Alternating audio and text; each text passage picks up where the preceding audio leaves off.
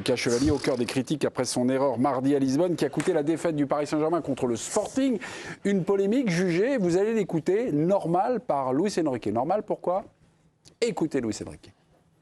Attention, fais attention que les premières années au Paris Saint-Germain, tu vas être critiqué n'importe quel que tu fais.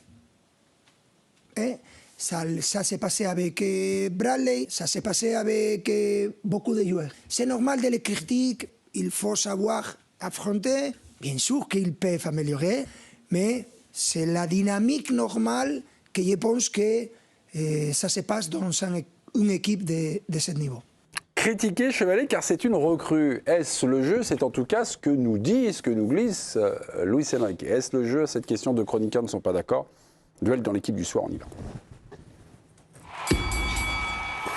Oui, a répondu Étienne Moati. Non, vous répond Olivier Rouillet. Oh, vous faites les gros yeux. C'est bien ça. Vous avez bien dit oui.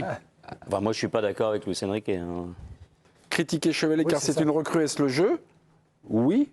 Étienne Moati. Oui, oui. Eh bien, à vous de jouer. En tout cas, moi, je ne sais pas comment vous avez interprété ma réponse. Bah, moi, j'ai la question, oui ou non, on me dit oui, mais écoutez-le, on va lancer. En tout cas, ce que je pense qu'il est tout à fait normal et tout à fait logique que Lucas Chevalier soit critiqué pour son début de saison. Son début de saison, il est très mauvais, très mauvais. Et donc, si on n'a plus le droit de critiquer un joueur parce que c'est sa première saison au Paris Saint-Germain, bah, je dis non. Je veux dire, il promettait beaucoup, mais il arrive derrière un grand gardien qui était Donnarumma. Il est fébrile, il coûte des points à son équipe. Il ne s'impose pas. Il y a un body language qui est vraiment très inquiétant. Et puis, il y a des joueurs dont c'est la première saison au Paris Saint-Germain et qui réussissent et qui ne sont pas critiqués, comme Pacho, par exemple. Étienne, c'est trop long, vous ne répondez pas à la question. Le duel est en bois. On continue quand même. Olivier Rouillet, c'est normal. Oui, moi, je ne vois pas pourquoi. D'abord, quand tu dis qu'il est très, très mauvais, je ne suis pas trop d'accord avec ça. Mais bon, ça, c'est une autre histoire. Le pauvre vieux, il n'a pas de chance parce que quand il dégage un ballon, malheureusement, ça tombe sur la tête d'un attaquant d'en face qui est bien tout seul et que personne ne marque. Mais moi, j'ai envie de le défendre parce qu'il a malheureusement raté un seul match pour moi, c'est le match contre Marseille où il a pris ce but un peu terrible. Il faut se rappeler quand même qu'il a permis aux Parisiens de gagner un titre lors d'une séance de pénalty. Donc pourquoi? Parce qu'il est arrivé, pourquoi on doit systématiquement lui tomber dessus? Non, non, il a du temps, il faut lui laisser du temps. Bon, critiquer Chevalier car c'est une recrue, est-ce le jeu? Vous avez certainement évité d'écouter Luis Enrique, on prépare des questions, vous venez avec vos réponses. C'est très bien, mais c'est un peu à côté, mes petits. Je me permets de vous mettre un petit tacle glissé. Président, vous pouvez trancher ou pas? Ou c'est difficile en fait? J'ai pas vraiment compris la question alors finalement. Alors attendez, on vous les propose à 19h, il est 23h22, finalement vous nous dites les questions. Luis Enrique nous dit c'est normal de critiquer, c'est la première saison, tout le monde fait ça. Moi je suis d'accord avec Étienne, je veux dire c'est normal de critiquer. Oui, c'est normal. Donc on est d'accord avec Luis Enrique. Non, moi je suis pas d'accord. Non, il y a une astuce. Non, mais la raison, c'est pas ça. Je suis d'accord avec lui. Non, il nous dit critiquer. Non, mais moi je suis pas d'accord avec Luis Enrique parce que la raison, c'est pas parce que. Oui, j'ai compris. Oui, mais attendez. Il était même pas président et c'est quoi? Et en plus, il est en prison. Ça y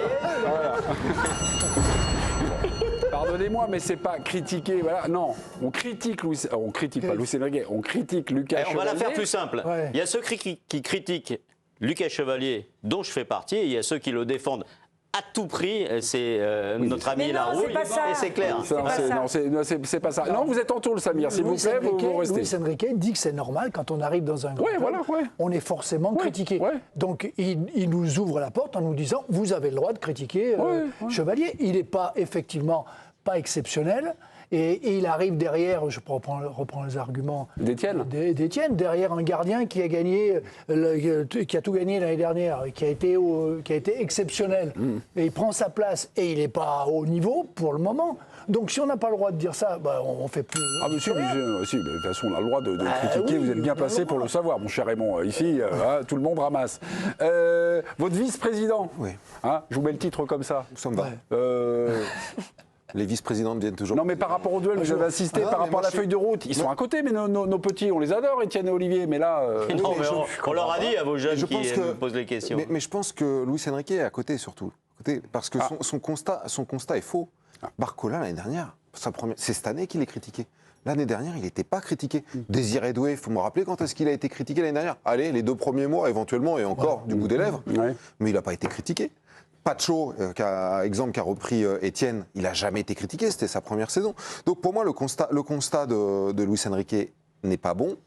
Et si Lucas Chevalier est critiqué, c'est parce qu'il n'est pas au niveau qu'un club comme le PSG requiert pour ce poste-là. C'est pas plus compliqué que ça. Est-ce qu'il y sera un jour ? Je l'espère pour lui.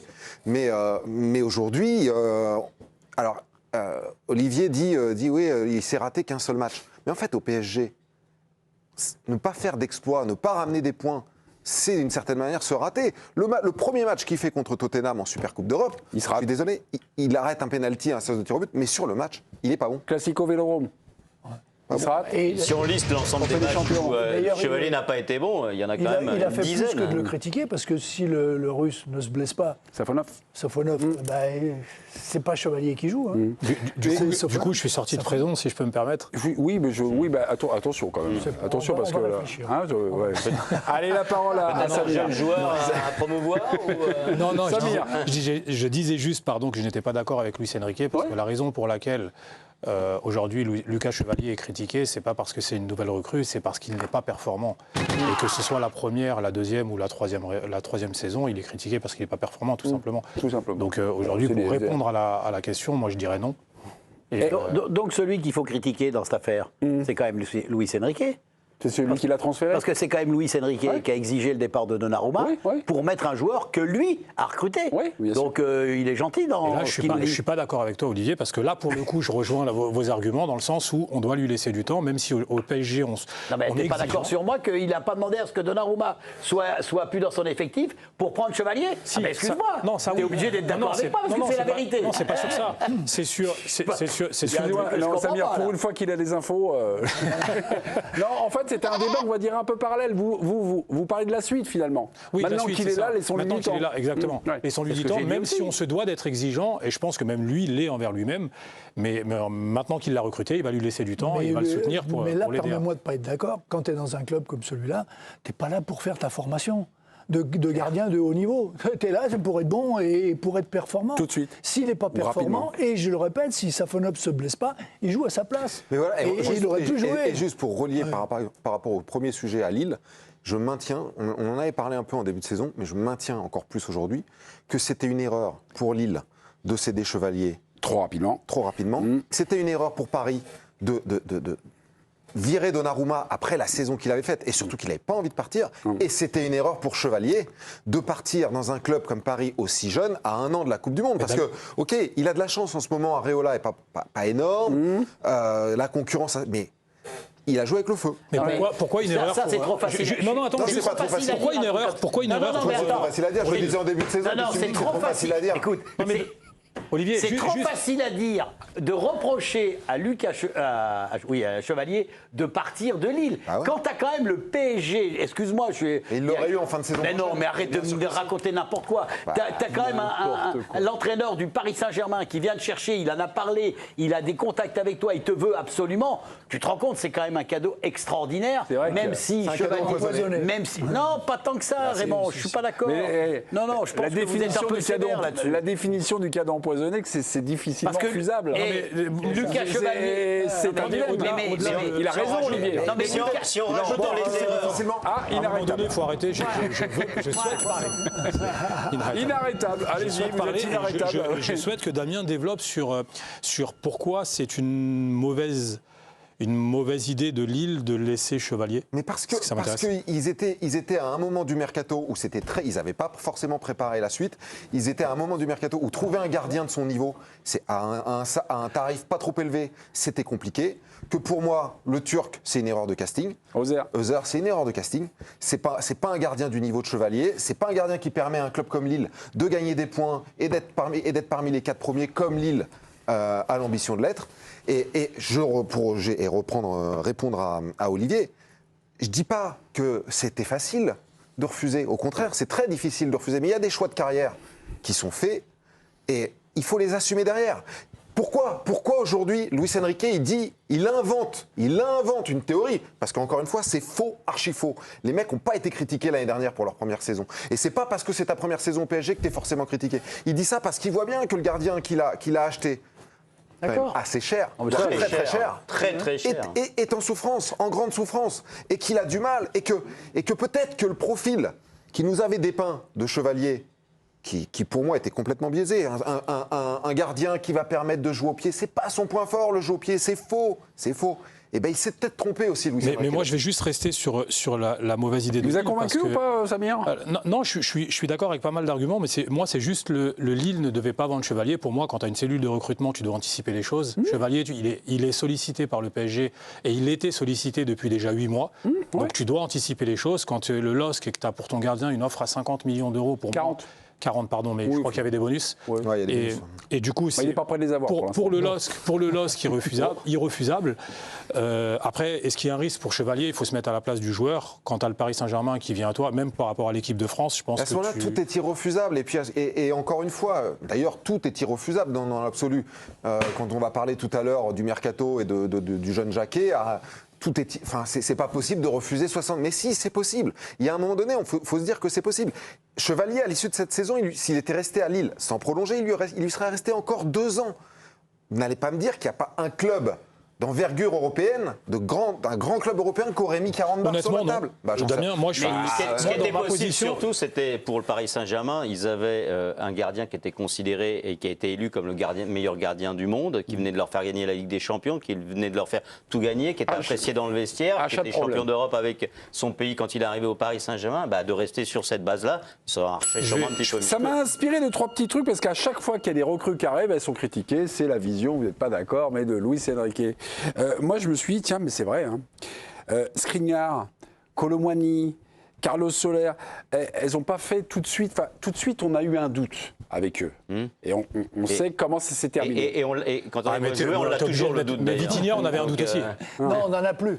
On n'a plus de doute. Sur la mauvaise. Enfin, on n'a pas 2 fois l'occasion de faire une bonne première impression. Là, Chevalier, est-ce qu'il est là actuellement?